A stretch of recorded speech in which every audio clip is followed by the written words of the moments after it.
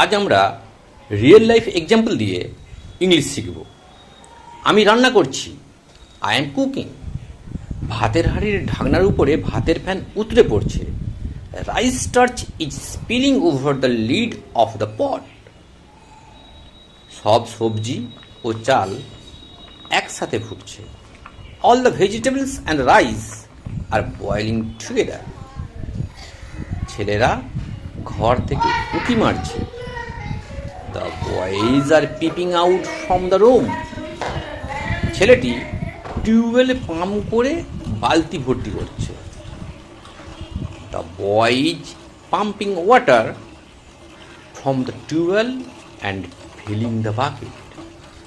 ছেলেরা পুকুরে সাঁতার কাটছে। The boys are swimming in the pond.